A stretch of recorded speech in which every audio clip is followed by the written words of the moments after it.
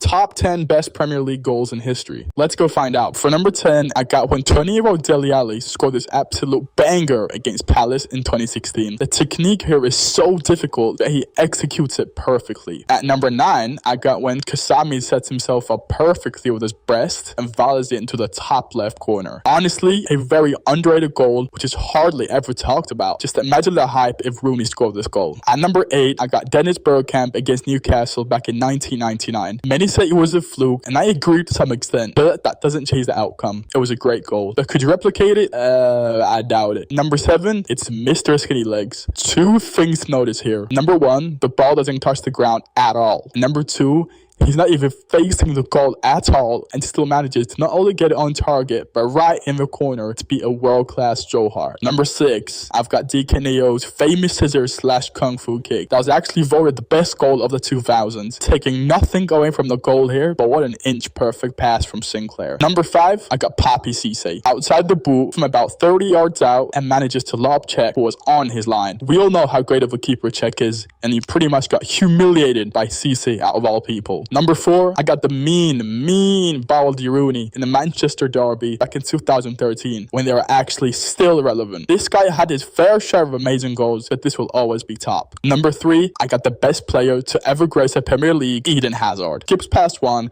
pass 2, pass 3, and slots it in the bottom corner. He's the only player I've ever seen that leaves defenders in the dust. Number 2, I got the greatest number 7 to ever grace a Premier League, Luis Suarez. The technique on display here is ridiculous. To be able to dip it perfectly from 45 yards out is simply incredible. He had the Premier League on a chokehold in his prime. And the best goal in Premier League history actually came recently. Last year, Garnacho against Everton. What makes this goal so good is that he had to run backwards and then adjust his body and still manages to put it right in the corner.